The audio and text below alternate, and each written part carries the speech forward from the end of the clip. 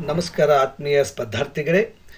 Karnataka T examination 2025ಕ್ಕೆ ತಾವೆಲ್ಲರೂ ಅದ್ಭುತವಾದಂಥ ಒಂದು ತಯಾರಿಯನ್ನು ಮಾಡ್ತಾ ಇದ್ದೀರಿ. ತಮ್ಮ ಒಂದು ತಯಾರಿಗೆ, ಪೂರ್ವ ತಯಾರಿಗೆ ಸಹಾಯಕವಾಗುವಂತೆ ಇವತ್ತಿನ ಒಂದು ವಿಡಿಯೋದಲ್ಲಿ ನಾನು ಚೈಲ್ಡ್ ಡೆವಲಪ್ಮೆಂಟ್ ಆ್ಯಂಡ್ ಸೈಕಾಲಜಿ ಮೇಲೆ most expected and very important questions ಹಿಂದೆ ಈ ಎಕ್ಸಾಮಲ್ಲಿ ಕೇಳಿದ್ದಾರೆ ಮತ್ತು ನೆಕ್ಸ್ಟ್ ಬರುವಂಥ ಎಕ್ಸಾಮಲ್ಲೂ ಕೂಡ ಈ ಪ್ರಶ್ನೆಗಳು ಬರಬಹುದು ಅನ್ನೋದು ಒಂದು ಭರವಸೆಯ ಮೂಲಕ ಇವತ್ತಿನ ಒಂದು ಟಾಪಿಕ್ ಸ್ಟಾರ್ಟ್ ಮಾಡೋಣ. Let's look at the topic then. ಇಲ್ಲಿ at what age do most children normally start using 2 word sentences ಅಂತ ಕೇಳಿದ್ದಾರೆ. ಅಂದರೆ ಮಕ್ಕಳು ಸಾಮಾನ್ಯವಾಗಿ 2 ಪದಗಳ ವಾಕ್ಯವನ್ನು ಯಾವ ವಯಸ್ಸಿನಲ್ಲಿ ಮಾತನಾಡಲು ಪ್ರಾರಂಭಿಸುತ್ತಾರೆ ಅಂತ ಕೇಳಿದ್ದಾರೆ. ಇಲ್ಲಿ 6 months, 1 year, 2 years and 4 years ಅಂತ ಇದೆ. ಇಲ್ಲಿ ಒಂದು ಸರಿಯಾದಂಥ ಉತ್ತರ 2 years ಅಂತ. ಯಾಕೆ ಅಂತ ನೋಡೋದಾದರೆ ಇಲ್ಲಿ ಸಾಮಾನ್ಯವಾಗಿ ಮಕ್ಕಳು ಅಮ್ಮ ಹೋಗು, ಹಾಲು ಬೇಕು, ಹೀಗೆ 2 ಪದಗಳನ್ನು, ವಾಕ್ಯಗಳನ್ನು ಸುತ್ತಮುತ್ತ 2 ವಯಸ್ಸಿನಲ್ಲಿ ಬಳಸಲು ಪ್ರಾರಂಭಿಸ್ತಾರೆ. ಇದು ಭಾಷಾ ಬೆಳವಣಿಗೆಯ ಒಂದು ಪ್ರಮುಖ ಹಂತವಾಗಿದೆ ಅಂತ ಹೇಳ್ಬೋದು. ಮುಂದಿನ ಪ್ರಶ್ನೆ, Piaget's stages of cognitive development. Which of the following is not a stage in Piaget's theory of cognitive development ಅಂತ ಕೇಳಿದರೆ, ಅಂದರೆ ಪಿಯಾಜೆ ಅವರ ಜ್ಞಾನೋತ್ಪತ್ತಿ ವಿಕಾಸ ಸಿದ್ಧಾಂತದಲ್ಲಿ ಈ ಕೆಳಗಿನವುಗಳಲ್ಲಿ ಯಾವುದು ಹಂತವಲ್ಲ ಅಂತ ಕೇಳಿದರೆ. Sensory motor, free operational, concrete operational, psychological stage ಅಂತ ಕೇಳಿದ್ದಾರೆ. ಇಲ್ಲಿ ಸರಿಯಾದಂಥ ಆಯ್ಕೆ ಅದು ಸೈಕೋ ಸೋಷಿಯಲ್ ಸ್ಟೇಜ್ ಅನ್ನುವಂಥದ್ದು ಒಂದು ಕಾಗ್ನೇಟಿವ್ ಅಲ್ಲಿರ್ತಕ್ಕಂಥ ಡೆವಲಪ್ಮೆಂಟಲ್ಲಿರ್ತಕ್ಕಂಥ ಒಂದು ಸ್ಟೇಜ್ ಅಲ್ಲ ಅಂತ ಹೇಳ್ಬೋದು. ಯಾಕೆ ಅಂತಂದರೆ ಇಲ್ಲಿ ಪಿಯಾಜೆ ಅವರಲ್ಲಿ 4 ಹಂತಗಳಿದ್ದಾವೆ. ಸಂವೇದನಾತ್ಮಕ, ಪೂರ್ವಚಾಲನ, ಮತ್ತು ಸಾರಭೂತ ಕಾರ್ಯನಿರ್ವಹಣೆ ಮತ್ತು ರೂಪಕ ಕಾರ್ಯನಿರ್ವಹಣೆ ಅಂತೇಳಿ ನಾವು 4 ಒಂದು ಡಿವಿಷನ್ಸನ್ನು ಮಾಡ್ತೀವಿ. ಓಕೆ, ಹಾಗಾಗಿ ಈ ಸೈಕೋ ಸೋಷಿಯಲ್ ಸ್ಟೇಜಲ್ಲಿ ಮನೋಜನ್ಯ ಸಾಮಾಜಿಕ ಹಂತಗಳೇ ಏನಿದೆ, ಇಲ್ಲಿ ಎರಿಕ್ಸನ್ ಅವರ ಒಂದು ಸಿದ್ಧಾಂತದಲ್ಲಿ ಕೂಡ ಇದು ಬರುತ್ತೆ. ಸೊ ಪಿಯಾಜೆಯಲ್ಲಿ ಅಲ್ಲ, ಹಾಗಾಗಿ ಇಲ್ಲಿ ಸೈಕೋ ಸೋಷಿಯಲ್ ಸ್ಟೇಜ್ ಅನ್ನುವಂಥದ್ದು ಈ ಒಂದು ಕಾಗ್ನೇಟಿವ್ ಡೆವಲಪ್ಮೆಂಟ್ ಸ್ಟೇಜಲ್ಲಿ ಬರೋದಿಲ್ಲ ಅಂತ ಹೇಳ್ಬೋದು. ನೆಕ್ಸ್ಟ್ ಕ್ವೆಶನ್, ಇಲ್ಲಿ intrinsic motivation is driven by, ಅಂದರೆ ಆಂತರಿಕ ಪ್ರೇರಣೆಯನ್ನು ಉತ್ತೇಜಿಸುವುದು ಯಾವುದು ಅಂತ ಕೇಳಿದ್ದಾರೆ. External rewards, fear of punishment, personal interest, parental pressure. ಇಲ್ಲಿ ಸರಿಯಾದಂಥ ಆಯ್ಕೆ ಪರ್ಸನಲ್ ಇಂಟ್ರೆಸ್ಟ್. ಅಂದರೆ ಮಗುವಿಗೆ ವೈಯಕ್ತಿಕ ಆಸಕ್ತಿ ಇದ್ದರೆ ಒಂದು ಆಂತರಿಕ ಪ್ರೇರಣೆ ವ್ಯಕ್ತಿಯನ್ನೇ ಒಳಗಿನಿಂದ ಪ್ರೇರೇಪಿಸುತ್ತದೆ. ಇದು ವ್ಯಕ್ತಿಯ ವೈಯಕ್ತಿಕ ಆಸಕ್ತಿ, ಕುತೂಹಲ ಅಥವಾ ಕಲಿಯುವ ಆನಂದದಿಂದ ಬರುತ್ತದೆ. ಹಾಗಾಗಿ ಇಲ್ಲಿ ಪರ್ಸನಲ್ ಇಂಟ್ರೆಸ್ಟ್ ಅನ್ನುವಂಥದ್ದು ಒಂದು ಸರಿಯಾದ ಆಯ್ಕೆ. According to Kohlberg, children in the conventional level of moral development, ಅಂದರೆ ಕೋಲ್ಬರ್ಗ್ ಪ್ರಕಾರ ಸಾಂಪ್ರದಾಯಿಕ ಹಂತದಲ್ಲಿರುವ ಮಕ್ಕಳು ಅಂದರೆ ಏನು ಮಾಡ್ತಾರೆ? Follow rules to avoid punishment, obey rules to gain social approval, make decisions based on personal ethics, act without moral reasoning ಅಂತ ಕೇಳಿದ್ದಾರೆ. ಇಲ್ಲಿ ಸರಿಯಾದಂಥ ಆಯ್ಕೆ obey rules to gain social approval. ಅಂದರೆ ಇಲ್ಲಿ ಸಾಂಪ್ರದಾಯಿಕ ಹಂತದಲ್ಲಿರುವ ಮಕ್ಕಳು ಇತರರ ಸ್ವೀಕಾರ ಮತ್ತು ಪ್ರಶಂಸೆಯನ್ನು ಪಡೆಯಲು ನಿಯಮಗಳನ್ನು ಪಾಲಿಸುತ್ತಾರೆ. ಇದು ವಿಶೇಷವಾಗಿ ಬಾಲ್ಯಾವಸ್ಥೆಯಲ್ಲಿ, ಅಂತ್ಯ ಮತ್ತು ಯೌವನಾವಸ್ಥೆಯಲ್ಲಿ ಕಂಡುಬರುತ್ತದೆ ಅಂತ ಹೇಳ್ಬೋದು. Zone of proximal development, ZPD refers to, ಸಮೀಪವಾದ ಅಭಿವೃದ್ಧಿ ವಲಯ ಎಂದರೆ ಯಾವುದು ಅಂತ ಕೇಳಿದ್ದಾರೆ. ಇಲ್ಲಿ what a learner can do independently, what a learner can do with guidance, a learner's future potential, a learner's past experience. The right answer is what a learner can do with the guidance of the someone. ಅಂದರೆ ಇಲ್ಲಿ ವೈಗೋಸ್ಕಿಯವರ ಪ್ರಕಾರ ZPD ಅಂದರೆ ಕಲಿಯುವವನು ಸ್ವತಃ ಮಾಡಬಲ್ಲಷ್ಟು ಮತ್ತು ಶಿಕ್ಷಕ ಅಥವಾ ಅನುಭವಿಯಾದವರ ಸಹಾಯದಿಂದ ಮಾಡಬಲ್ಲಷ್ಟು ಒಂದು ನಡುವಿನ ಅಂತರ ಏನಿದೆಯಲ್ಲ, ಅದಕ್ಕೆ ನಾವು ಝೋನ್ ಆಫ್ ಪ್ರಾಕ್ಸಿಮಲ್ ಡೆವಲಪ್ಮೆಂಟ್ ಅಂತ ಕರಿತೀವಿ. Then a child who learns best through hands on activities belongs to what type of learner, ಅಂದರೆ ಕೈಯಿಂದ ಅನುಭವಿಸುವ ಚಟುವಟಿಕೆಗಳ ಮೂಲಕ ಉತ್ತಮವಾಗಿ ಕಲಿಯುವ ಮಗು ಯಾವ ರೀತಿಯ ಕಲಿಯುವವ ಅಂತ ಕೇಳಿದ್ದಾರೆ. ಇಲ್ಲಿ visual learner, auditory learner, kinaesthetic learner, verbal learner ಅಂತ ಕೇಳಿದ್ದಾರೆ. ಇಲ್ಲಿ ಒಂದು ಸರಿಯಾದ ಆಯ್ಕೆ ಕೈನೆಸ್ಥೆಟಿಕ್, ಅಂದರೆ ಒಂದು ಚಾಲನೆ, ಅಂದರೆ ಹ್ಯಾಂಡ್ಸ್ ಆನ್ ಆಕ್ಟಿವಿಟಿ ಅಂತೇಳಿ. ಕೈನೆಸ್ಥೆಟಿಕ್ ಕಲಿಯುವವರು ದೈಹಿಕ ಚಟುವಟಿಕೆಗಳು, ಪ್ರಯೋಗಗಳು ಅಥವಾ ಪ್ರಾಯೋಗಿಕ ಕಾರ್ಯಗಳಲ್ಲಿ ತೊಡಗಿದಾಗ ಉತ್ತಮವಾಗಿಯೇ ಕಲಿಯುತ್ತಾರೆ.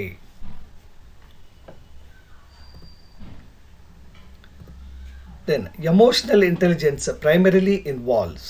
ಇಲ್ಲಿ ಭಾವನಾತ್ಮಕ ಬುದ್ಧಿಮತ್ತೆ ಮುಖ್ಯವಾಗಿ ಒಳಗೊಂಡಿರುವುದು ಯಾವುದು ಅಂತ ಕೇಳಿದರೆ logical solving logical problems, recognising and managing emotions, memorising academic content, physical coordination. ಇಲ್ಲಿ ಒಂದು ಸರಿಯಾದಂಥ ಉತ್ತರ that is recognising and managing emotions, ಅಂದರೆ ಇಲ್ಲಿ ಭಾವನೆಗಳನ್ನು ಗುರುತಿಸುವುದು ಮತ್ತು ಅವುಗಳನ್ನು ನಿಯಂತ್ರಿಸುವುದು ಅಂತ. ಇಲ್ಲಿ ಭಾವನಾತ್ಮಕ ಬುದ್ಧಿಮತ್ತೆ ಅಂದರೆ ಸ್ವಂತ ಭಾವನೆಗಳನ್ನು ಅರ್ಥ ಮಾಡಿಕೊಳ್ಳುವುದು, ನಿಯಂತ್ರಿಸುವುದು ಮತ್ತು ಇತರರೊಂದಿಗೆ ಸಹಾನುಭೂತಿ ತೋರಿಸುವ ಸಾಮರ್ಥ್ಯವನ್ನು ಬೆಳೆಸಿಕೊಳ್ಳುವುದು ಅಂತ ಅರ್ಥ.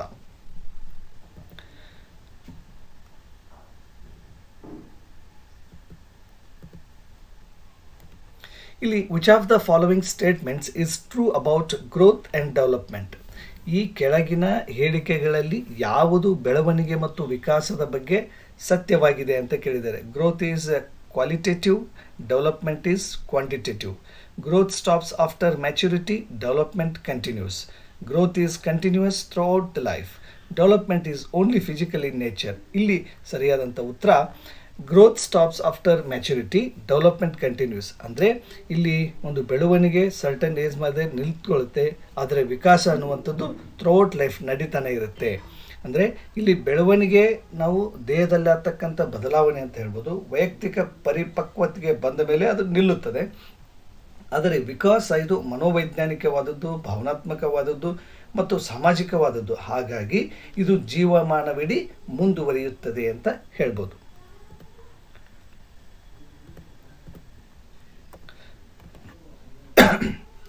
ಥಾರ್ನ್ಡೈಕ್ಸ್ law of effect states that. ಥಾರ್ನ್ಡೈಕನ ಪ್ರಭಾವದ ನಿಯಮ ಏನು ಹೇಳುತ್ತೆ ಅಂತ ಕೇಳಿದ್ದಾರೆ. Learning happens through imitation, responses followed by satisfaction are strengthened, intelligence is inherited, rewards have no influence on learning ಅಂತ ಕೇಳಿದ್ದಾರೆ. ಇಲ್ಲಿ ಸರಿಯಾದಂಥ ಒಂದು ಉತ್ತರ responses followed by satisfaction are strengthened. ಅಂದರೆ ಇಲ್ಲಿ ಥಾರ್ನ್ಡೈಕ್ ಪ್ರಕಾರ ಸೇತುವೆಯ ನಂತರ ತೃಪ್ತಿಕರ ಫಲಿತಾಂಶ ಬಂದರೆ ಆ ವರ್ತನೆ ಬಲವಾಗುತ್ತದೆ ಅಂತ. Okay, then a child engaging in play without interacting with others is showing. ಅಂದರೆ ಮಕ್ಕಳು ಇತರರೊಂದಿಗೆ ಸಂವಹನ ಮಾಡದೆ ಆಟವಾಡುತ್ತಿರುವುದು ಯಾವ ಹಂತಕ್ಕೆ ಸೇರಿದೆ ಅಂತ ಕೇಳಿದ್ದಾರೆ. Cooperative play, solitary play, parallel play, associative play ಅಂತ ಕೇಳಿದ್ದಾರೆ. ಇಲ್ಲಿ ಸರಿಯಾದಂಥ ಉತ್ತರ ಅದು ಸಾಲಿಟರಿ ಪ್ಲೇ ಅಂತ, ಏಕಾಂಗಿ ಆಗಿ ಆಡುವಂಥದ್ದು. ಯಾಕೆ ಅಂದರೆ ಈ ಏಕಾಂಗಿ ಆಟದಲ್ಲಿ ಮಗು ಇತರ ಮಕ್ಕಳ ಕಡೆ ಗಮನ ಕೊಡದೆ ತಾನೇ ಆಟವಾಡುತ್ತಿರುತ್ತದೆ. ಇದು ತುಂಬ ಚಿಕ್ಕ ಮಕ್ಕಳಲ್ಲಿ ಸಾಮಾನ್ಯವಾದಂಥ ಒಂದು ನಾವು ಗುಣ ಅಂತ ಹೇಳ್ಬೋದು. A teacher who provides scaffolding is. ಸಹಾಯದ ಹಂತಗಳನ್ನು ಒದಗಿಸುವ ಶಿಕ್ಷಕ ಅಂತ ಕೇಳಿದ್ದಾರೆ. Encouraging competition, giving ready answers, supporting learning progressively and promoting rote memorisation. ಇಲ್ಲಿ ಒಂದು ಸರಿಯಾದಂಥ ಆಯ್ಕೆ ಅಂತಂದರೆ ಅದು ಸಪೋರ್ಟಿಂಗ್ ಲರ್ನಿಂಗ್ ಪ್ರೋಗ್ರೆಸಿವ್ಲಿ. ಅಂದರೆ ಇಲ್ಲಿ ಸ್ಕ್ಯಾಫೋಲ್ಡಿಂಗ್ ಅಂತಂದರೆ ವಿದ್ಯಾರ್ಥಿಗಳು ಸ್ವತಂತ್ರವಾಗಿ ಕಾರ್ಯವನ್ನು ಮಾಡಲು ಸಾಧ್ಯವಾಗುವವರೆಗೆ ತಾತ್ಕಾಲಿಕ ಸಹಾಯ ನೀಡುವುದು. ಇದು ವೈಗೋಸ್ಕಿ ಸಿದ್ಧಾಂತದ ಒಂದು ಆದಮೇಲೆ ಆಧಾರಿತವಾಗಿದೆ. ಹಾಗಾಗಿ ಈ ಸ್ಕ್ಯಾಫೋಲ್ಡಿಂಗ್ ಅನ್ನುವಂಥದ್ದು ಶಿಕ್ಷಕರು ಒದಗಿಸುವಂಥ ಒಂದು ಗೈಡೆನ್ಸ್ ಮತ್ತು ಸಹಾಯ ಅಂತ ಹೇಳ್ಬೋದು. ಇನ್ frauds, Sigmund Freud's theory, which part of personality operates on the reality principle? ಇಲ್ಲಿ ಸಿಗ್ಮಂಡ್ ಫ್ರಾಯ್ಡ್ ಅವರ ಸಿದ್ಧಾಂತದಲ್ಲಿ ವ್ಯಕ್ತಿತ್ವದ ಯಾವ ಭಾಗವು ವಾಸ್ತವವಾದ ತತ್ವದ ಮೇಲೆ ಕೆಲಸ ಮಾಡುತ್ತದೆ ಅಂತ ಕೇಳಿದ್ದಾರೆ. ಈದ್, ಇಗೋ, ಸೂಪರ್ ಇಗೋ ಔರ್ ಲಿಬಿಡೋ. ಇಲ್ಲಿ ಒಂದು ಸರಿಯಾದಂಥ ಆಯ್ಕೆ ಈಗೋ ಅಂತ. ಯಾಕೆ ಅಂತ ನೋಡೋದಾದರೆ ಇಲ್ಲಿ ಸಿಗ್ಮಂಡ್ ಫ್ರಾಯ್ಡ್ ಅವ್ರ ಪ್ರಕಾರ ಈಗೋ ಇದು ಮಾನವನ ಒಂದು ಇಚ್ಛೆಗಳಿಗೆ ಅನುಗುಣವಾಗಿ ಮತ್ತು ಸೂಪರ್ ಈಗೋ ಅಂದರೆ ನೈತಿಕ ಮೌಲ್ಯಗಳ ಒಂದು ನಡುವೆ ಸಮತೋಲನ ಸಾಧಿಸುವಂಥದ್ದು. ಇಚ್ಛೆಗಳು ಮತ್ತು ನಮ್ಮ ಒಂದು ನೈತಿಕ ಮೌಲ್ಯಗಳ ನಡುವೆ ಸಮತೋಲನ ಸಾಧಿಸಿ ವಾಸ್ತವತಾವಾದದ ಮೇಲೆ ಕಾರ್ಯನಿರ್ವಹಿಸುತ್ತದೆ. ಹಾಗಾಗಿ ಈಗೋ ಅನ್ನುವಂಥದ್ದು ಸರಿಯಾದ ಉತ್ತರ. Then according to Howard Gardner, a child who excels in understanding others has high ಅಂದರೆ ಹಾವರ್ಡ್ ಗಾರ್ಡ್ನರ್ ಅವ್ರ ಪ್ರಕಾರ ಇತರರನ್ನು ಅರ್ಥ ಮಾಡಿಕೊಳ್ಳುವಲ್ಲಿ ನಿಪುಣನಾದ ಮಕ್ಕಳು ಯಾವ ಬುದ್ಧಿಮತ್ತೆ ಹೆಚ್ಚು ಹೊಂದಿರುತ್ತವೆ ಅಂತ ಕೇಳಿದ್ದಾರೆ. Logical mathematical intelligence, intrapersonal intelligence, interpersonal intelligence and bodily kinesthetic intelligence ಅಂತ ಕೇಳಿದ್ದಾರೆ. ಇಲ್ಲಿ ಒಂದು ಸರಿಯಾದಂಥ ಆಯ್ಕೆ option C, that is interpersonal intelligence. ಅಂದರೆ ಇಲ್ಲಿ ಇತರರ ಭಾವನೆ, ಮನೋಭಾವನೆ, ಪ್ರೇರಣೆಗಳನ್ನು ಅರ್ಥ ಮಾಡಿಕೊಳ್ಳತಕ್ಕಂಥ ಸಾಮರ್ಥ್ಯ ಇರುತ್ತೆ. ಆ ಅರ್ಥ ಮಾಡಿಕೊಂಡು ಪರಿಸ್ಥಿತಿಗೆ ಅನುಗುಣವಾಗಿ ಇನ್ನೊಬ್ಬರ ಜೊತೆ ಏನು ಮಾಡುವಂಥದ್ದು, ಒಂದು ಸಂವಹನ ಮಾಡುವಂಥದ್ದು. ಇಂಥ ಮಕ್ಕಳು ಉತ್ತಮ ನಾಯಕರು ಅಥವಾ ತಂಡದ ಸದಸ್ಯರಾಗಿರುತ್ತಾರೆ. A child with dyslexia may face difficulties in. ಇಲ್ಲಿ ಡಿಸ್ಲೆಕ್ಸಿಯಾ ಇರುವ ಮಗು ಯಾವ ವಿಷಯದಲ್ಲಿ ಕಷ್ಟ ಅನುಭವಿಸಬಹುದು ಅಂತ ಕೇಳಿದ್ದಾರೆ. Hearing sounds, reading words, walking properly, social interaction ಅಂತ ಕೇಳಿದ್ದಾರೆ. ಇಲ್ಲಿ ಒಂದು ಸರಿಯಾದಂಥ ಉತ್ತರ ಅದು ರೀಡಿಂಗ್ ವರ್ಡ್ಸ್ ಅಂತ. ಇಲ್ಲಿ ಡಿಸ್ಲೆಕ್ಸಿಯಾ ಅನ್ನುವಂಥದ್ದು mainly it is connected to reading words. ಇಲ್ಲಿ ಓದುವ ಒಂದು ಪ್ರಕ್ರಿಯೆಯಲ್ಲಿ ಮಗು ಕಷ್ಟವನ್ನು, ತೊಂದರೆಯನ್ನು ಅನುಭವಿಸುತ್ತೆ. ಸೊ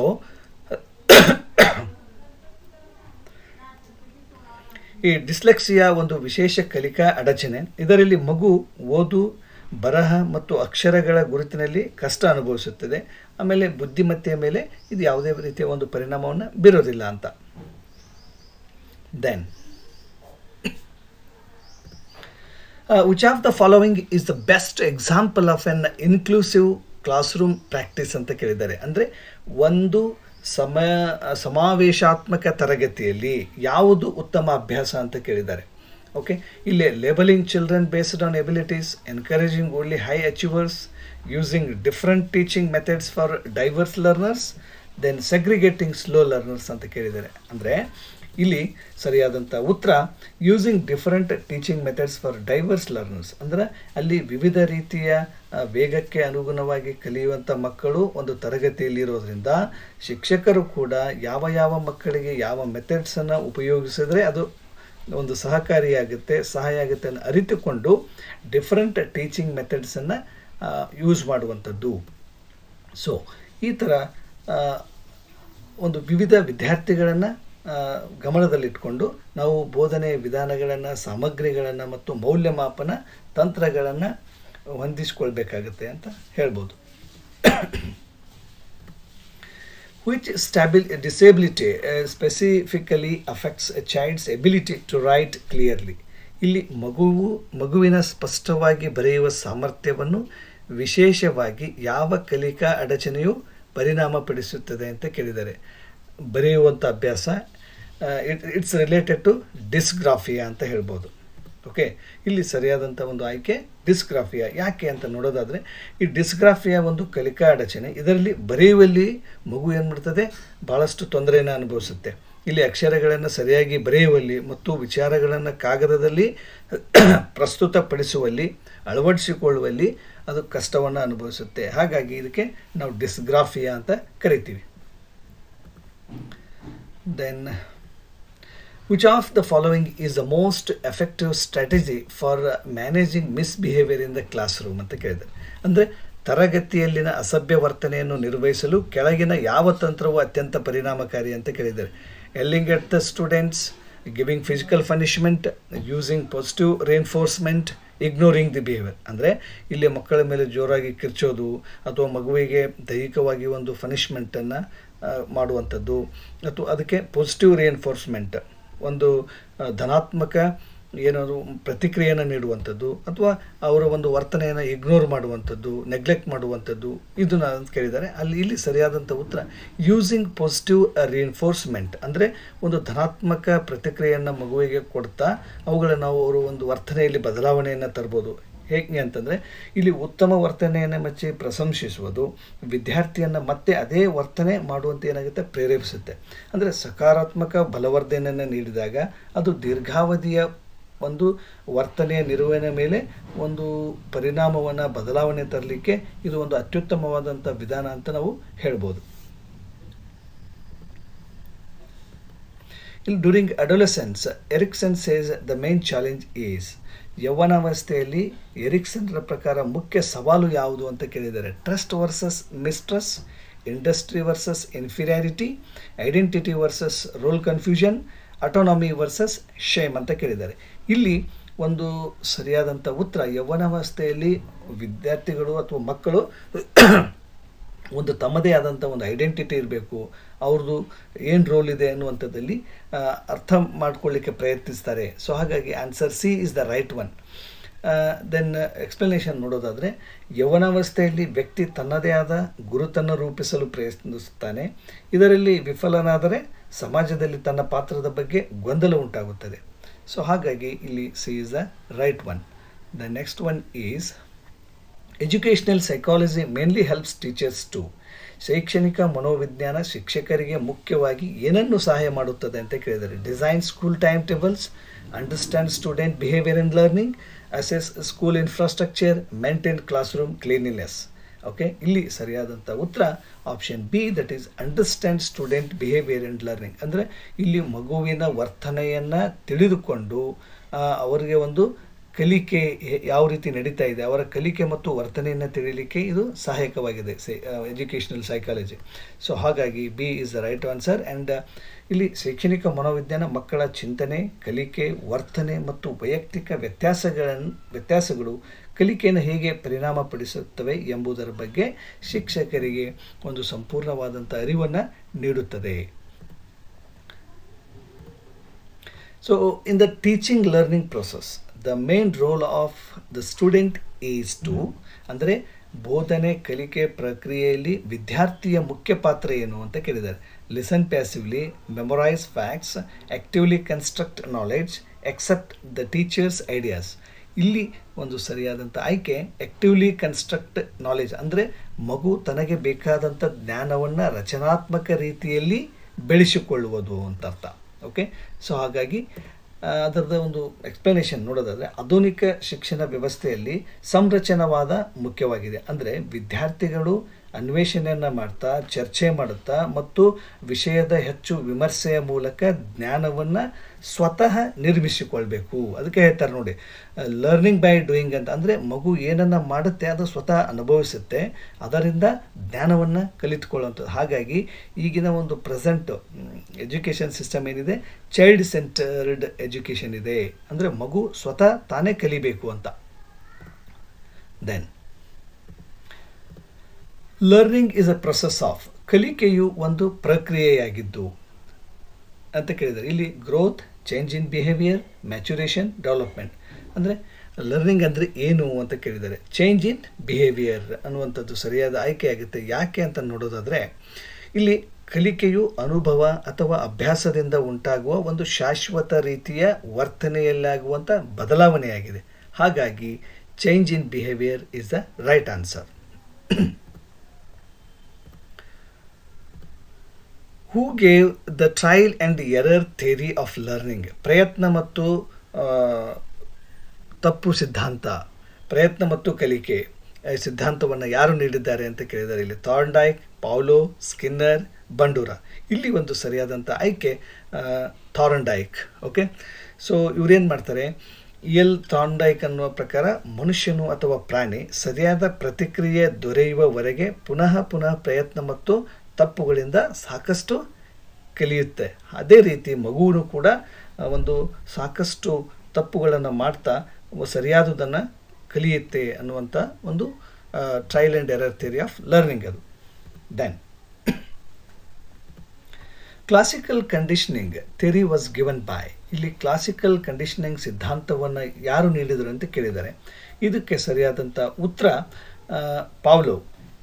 ಯಾಕೆ ಅಂತ ನೋಡೋದಾದರೆ, ಇವಾನ್ ಪಾವ್ಲೋ ಅವರು ಆಹಾರದೊಂದಿಗೆ ಗಂಟೆಯ ಶಬ್ದವನ್ನು ಸಂಬಂಧಪಡಿಸಿದಾಗ ನಾಯಿಗೆ ಗಂಟೆ ಶಬ್ದ ಕೇಳಿದಾಗಲೂ ಲಾಲಾರಸ ಉಂಟಾಗುತ್ತದೆ ಎಂದು ತೋರಿಸ್ತಾರೆ ಒಂದು ಪ್ರಾಕ್ಟಿಕಲ್ ಮೂಲಕ. ಸೊ ಹಾಗಾಗಿ ಈ ಒಂದು ಇವಾನ್ ಪಾವ್ಲೋ ಅವರು ಈ ಸಿದ್ಧಾಂತವನ್ನು ನೀಡಿದವರು. Then operant conditioning was proposed by. ಇಲ್ಲಿ ಅಪರೆಂಟ್ ಕಂಡೀಷನಿಂಗ್ ಸಿದ್ಧಾಂತವನ್ನು ಯಾರು ನೀಡಿದ್ದಾರೆ ಅಂತ ಕೇಳಿದ್ದಾರೆ? Pavlov, Thorndike, Skinner, Bandura. ಇಲ್ಲಿ ಸರಿಯಾದಂಥ ಆಯ್ಕೆ ಬಿ ಎಫ್ ಸ್ಕಿನ್ನರ್ ಅವರು. ಓಕೆ, ಯಾಕೆ ಅಂತ ನೋಡೋದಾದರೆ ಬಿ ಎಫ್ ಸ್ಕಿನ್ನರ್ ಅವ್ರ ಪ್ರಕಾರ ಬಹುಮಾನ ಅಥವಾ ಪ್ರೋತ್ಸಾಹದ ಮೂಲಕ ಬಲಪಡಿಸಿದ ವರ್ತನೆಗಳು ಪುನಃ ನಡೆಯುವ ಸಾಧ್ಯತೆ ಹೆಚ್ಚಾಗಿರುತ್ತದೆ. ಹಾಗಾಗಿ ಸ್ಕಿನ್ನರ್ ಅನ್ನುವಂಥ ಒಂದು ಸರಿಯಾದ ಆಯ್ಕೆಯಾಗಿದೆ. Insight learning was explained by. ಅಂತರ್ದೃಷ್ಟಿ ಅಥವಾ ಕಲಿಕೆ ಮೂಲಕ ಕಲಿಕೆ ಅಂತ ಹೇಳಿದವರು ಯಾರು ಅಂತ ಕೇಳಿದ್ದಾರೆ? ಇಲ್ಲಿ ಕೋಹ್ಲರ್, ಸ್ಕಿನ್ನರ್, ಬಂಡೂರಾ, ಥಾರ್ನ್ಡೈಕ್. ಇಲ್ಲಿ ಸರಿಯಾದಂಥ ಆಯ್ಕೆ ಕೋಹ್ಲರ್ ಅವರು. ಯಾಕೆ ಅಂತ ನೋಡೋದಾದರೆ ಇಲ್ಲಿ ವುಲ್ಫ್ ಗ್ಯಾಂಗ್ ಕೋಹ್ಲರ್ ಅವರು ಒಂದು ಚಿಂಪಾಂಜಿಗಳ ಮೇಲೆ ಪ್ರಯೋಗವನ್ನು ಮಾಡ್ತಾರೆ. ಅಲ್ಲಿ ಚಿಂಪಾಂಜಿಗಳು ತಮ್ಮ ಅಂತರ್ದೃಷ್ಟಿಯ ಮೂಲಕ ಸಮಸ್ಯೆಯನ್ನು ಪರಿಹರಿಸಲಿಕ್ಕೆ ಪ್ರಯತ್ನ ಮಾಡಿ ಆ ಸಮಸ್ಯೆಯನ್ನು ಅರ್ಥ ಮಾಡಿಕೊಂಡು ಅದಕ್ಕೆ ಒಂದು ಪರಿಹಾರವನ್ನು ಕಂಡುಹಿಡಿತವೆ. ಸೊ ಹಾಗಾಗಿ ಇದು ಪ್ರಯತ್ನ ಮತ್ತು ತಪ್ಪಿನಿಂದ ಅಲ್ಲ ಅಂತ ಹೇಳ್ಬೋದು.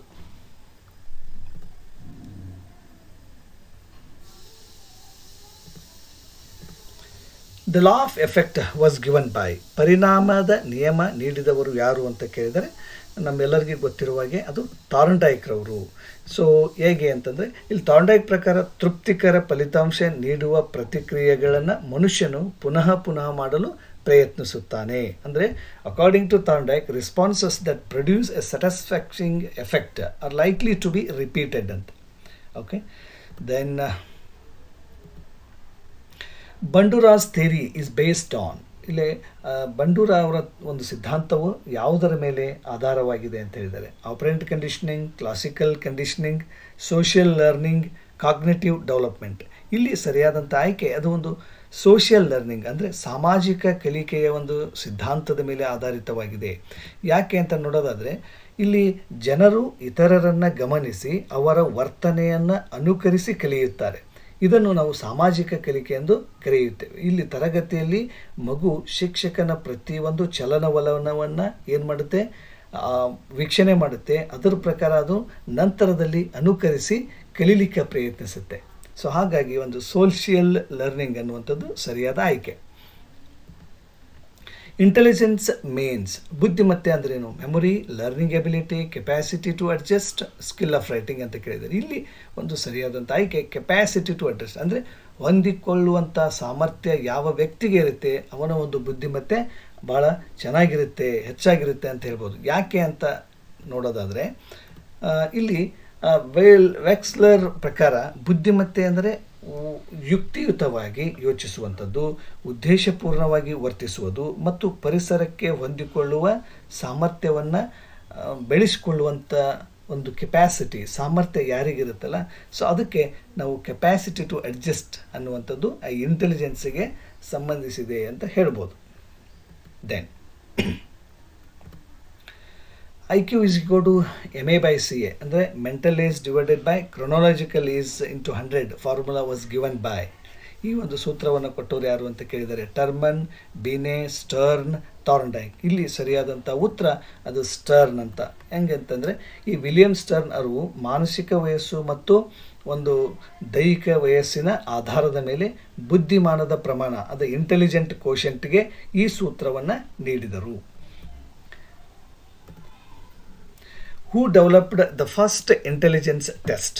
ಮೊದಲ ಬಾರಿಗೆ ಬುದ್ಧಿ ಮತ್ತು ಪರೀಕ್ಷೆಯನ್ನು ಅಭಿವೃದ್ಧಿಪಡಿಸಿದವರು ಯಾರು ಅಂತ ಕೇಳಿದ್ದಾರೆ? Binet and Simon, Skinner, Stern, Pavlov. ಇಲ್ಲಿ ಒಂದು ಸರಿಯಾದಂಥ ಆಯ್ಕೆ that is Binet and Simon.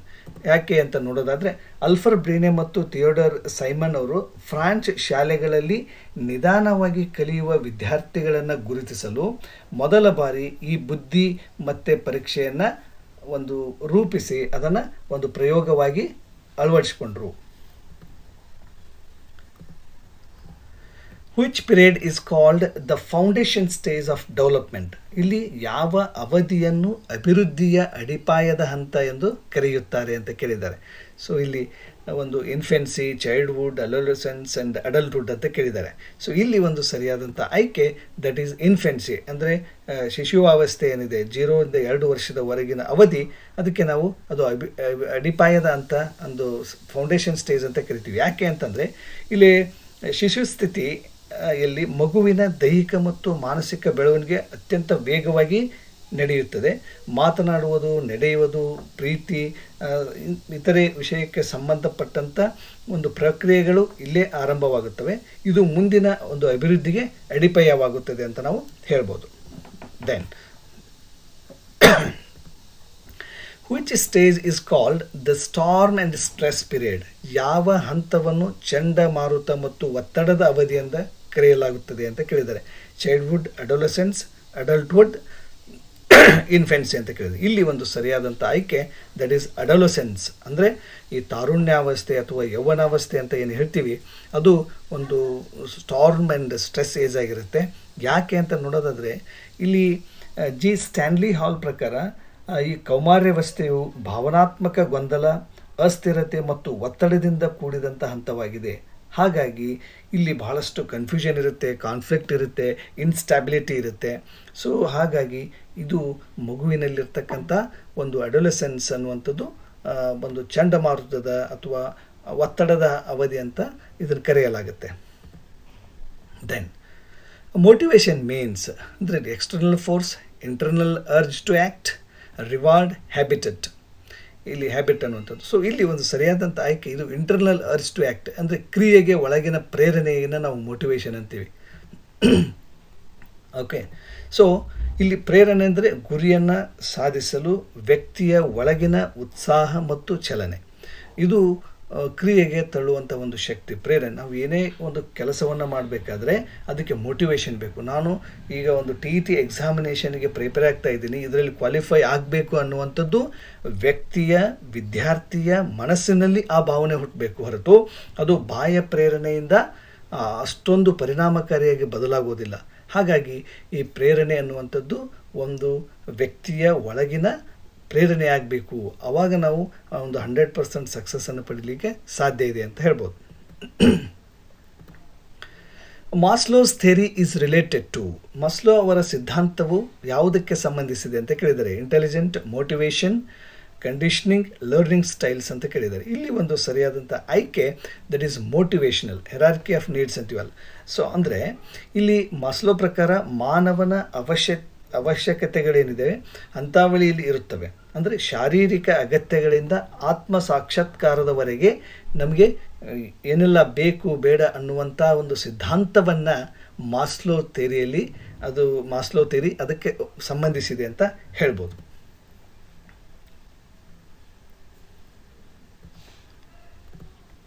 Which of the following is not A type of motivation? ಈ ಕೆಳಗಿನವುಗಳಲ್ಲಿ ಯಾವುದು ಪ್ರೇರಣೆಯ ಪ್ರಕಾರವಲ್ಲ ಅಂತ ಕೇಳಿದ್ದಾರೆ.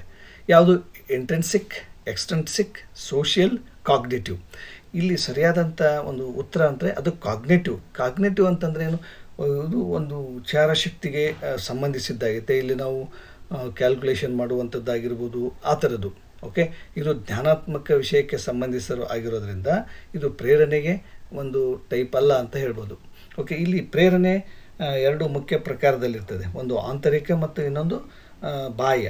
ಓಕೆ, ಬಹುಮಾನ, ಶಿಕ್ಷೆ ಇಂಥವು ಇವೆಲ್ಲ ಬಾಹ್ಯಕ್ಕಾಗ್ತವೆ. ಆಂತರಿಕ ಅಂದರೆ ಒಳಗಿನ ಒಂದು ಸೆಲ್ಫ್ ಇಂಟ್ರೆಸ್ಟ್ ಅಂತೀವಲ್ಲ ಅದು. Okay, then learning styles depend on. ಇಲ್ಲಿ ಕಲಿಕೆಯ ಒಂದು ಶೈಲಿಗಳು ಅವಲಂಬಿತವಾಗಿರುವುದು personality, intelligence, sensory preference, interest. ಇದು ಯಾವುದರ ಮೇಲೆ ಒಂದು ಡಿಪೆಂಡ್ ಆಗಿರುತ್ತೆ ಅಂತ ನೋಡೋದಾದರೆ ಇದು ಸೆನ್ಸರಿ ಪ್ರಿಫರೆನ್ಸ್, ಅಂದರೆ ಇಂದ್ರಿಯಗಳ ಪ್ರಾಶಸ್ತ್ಯ ಅಂತ ಏನು ಕರಿತೀವಿ. ಯಾಕೆ ಅಂದರೆ ವಿದ್ಯಾರ್ಥಿಗಳು ವಿಭಿನ್ನ ಇಂದ್ರಿಯಗಳ ಮೂಲಕ ಕಲಿಯಲು ಇಷ್ಟಪಡುತ್ತಾರೆ. ಅಂದರೆ ಒಬ್ಬರು ನೋಡೋದ್ರ ಮುಖಾಂತರ ಕಲಿಬೋದು, ಇನ್ನೊಬ್ಬ ವಿದ್ಯಾರ್ಥಿ ಕೇಳುವುದರ ಮುಖಾಂತರ ಕಲಿಬೋದು, ಅಥವಾ ಇನ್ನೊಬ್ಬ ವಿದ್ಯಾರ್ಥಿ ಮಾಡುವುದರ ಮೂಲಕ ಕಲಿಬೋದು. ಹಾಗಾಗಿ ಇಂದ್ರಿಯಗಳಿಗೆ ಪ್ರಾಶಸ್ತ್ಯವನ್ನು ಕೊಡ್ತಕ್ಕಂಥ ಒಂದು ಲರ್ನಿಂಗ್ ಸ್ಟೈಲ್ಸು ಸೆನ್ಸರಿ ಪ್ರಿಫರೆನ್ಸಿಗೆ ಅವಲಂಬಿತವಾಗಿರುತ್ತವೆ ಅಂತ ಹೇಳ್ಬೋದು. What is the role of the teacher in a child centred classroom? ಮಕ್ಕಳ ಕೇಂದ್ರಿತ ತರಗತಿಯಲ್ಲಿ ಶಿಕ್ಷಕರ ಪಾತ್ರ ಯಾವುದು ಅಂತ ಕೇಳಿದರೆ authority figure, guide and facilitator, source of all knowledge, controller. ಇಲ್ಲಿ ಸರಿಯಾದಂಥ ಆಯ್ಕೆ ಇಲ್ಲಿ ಶಿಕ್ಷಕ ಒಬ್ಬ ಗೈಡ್ ಆ್ಯಂಡ್ ಫೆಸಿಲಿಟೇಟರ್ ಆಗಿ ಕೆಲಸವನ್ನು ಮಾಡಬೇಕು. ಯಾಕೆ ಅಂತಂದರೆ ಮಗುವಿನ ಕಲಿಕೆಯಲ್ಲಿ ಅವನು ಕೇವಲ ಒಬ್ಬ ಮಾರ್ಗದರ್ಶಕನಾಗಬೇಕು, ಸಹಾಯಕನಾಗಬೇಕು, ಸುಗಮಕಾರನಾಗಬೇಕು. ಮಗುವಿನ ಸಹಾಯ ಮಾಡುವಂಥದ್ದು. ಇಲ್ಲಿ ಮಕ್ಕಳು ಕೇಂದ್ರಿತ ತರಗತಿಯಲ್ಲಿ ಶಿಕ್ಷಕರು ಮಾರ್ಗದರ್ಶಕರಾಗಿ ಮತ್ತು ಪ್ರೇರಕರಾಗಿ ಮತ್ತು ಸಹಾಯಕರಾಗಿ ಕೆಲಸವನ್ನು ಮಾಡುವಂಥದ್ದು. ಅವರ ಒಂದು ಕಲಿಕೆಯನ್ನು ವಿದ್ಯಾರ್ಥಿಗಳಿಂದಲೇ ಆಗುವಂತೆ ಮಾಡುವಂಥ ಒಂದು ಗುಣವನ್ನು ಶಿಕ್ಷಕ ಹೊಂದಿರಬೇಕು ಅಂತ.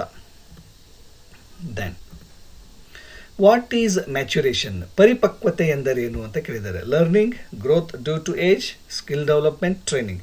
ಇಲ್ಲಿ ಪರಿಪಕ್ವತೆ ಅಂತಂದರೆ ವಯಸ್ಸಿನಿಂದಾಗುವ ಒಂದು ಬೆಳವಣಿಗೆಯನ್ನು ನಾವು ಪರಿಪಕ್ವತೆ ಅಂತ ಕರಿತೀವಿ. ಗ್ರೋತ್ ಡ್ಯೂ ಟು ಏಜ್ ಯಾಕೆ ಅಂತಂದರೆ ಇಲ್ಲಿ ಪರಿಪಕ್ವತೆ ಅಂದ್ರೇನು? ತರಬೇತಿ ಅಥವಾ ಕಲಿಕೆ ಇಲ್ಲದೆ ವಯಸ್ಸಿನ ಪ್ರಕಾರ ಸಹಜವಾಗಿ ಉಂಟಾಗುವ ಒಂದು ಬೆಳವಣಿಗೆ ಅದು.